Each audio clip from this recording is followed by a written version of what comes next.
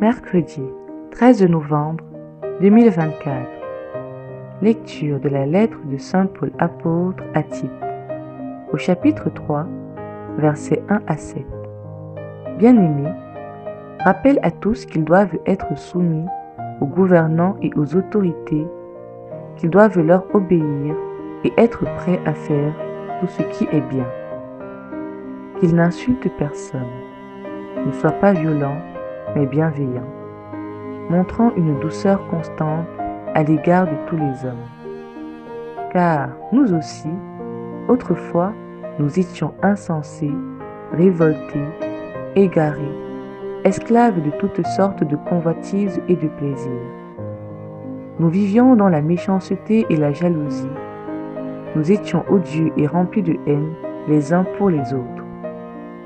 Mais lorsque Dieu, notre Sauveur, a manifesté sa bonté et son amour pour les hommes, il nous a sauvés, non pas à cause de la justice de nos propres actes, mais par sa miséricorde. Par le bain du baptême, il nous a fait renaître et nous a renouvelés dans l'Esprit Saint.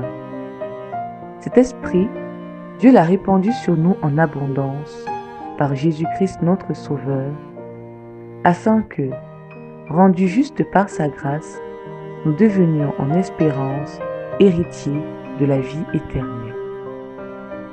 Évangile de Jésus-Christ selon saint Luc, au chapitre 17, versets 11 à 19. En ce temps-là, Jésus marchant vers Jérusalem, traversait la région située entre la Samarie et la Galilée. Comme il entrait dans un village, 10 lépreux vinrent à sa rencontre. Ils s'arrêtèrent à distance et lui crièrent : « Jésus, Maître, prends pitié de nous. » À cette vue, Jésus leur dit : « Allez vous montrer aux prêtres. » En cours de route, ils furent purifiés.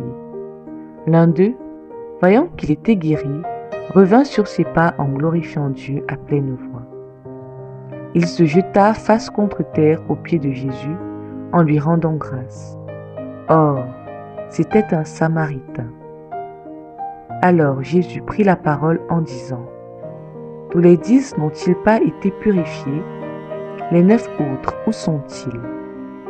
Il ne s'est trouvé parmi eux que 7 étrangers pour revenir sur ses pas et rendre gloire à Dieu. » Jésus lui dit : « Relève-toi et va, ta foi t'a sauvé. » Parole du Seigneur.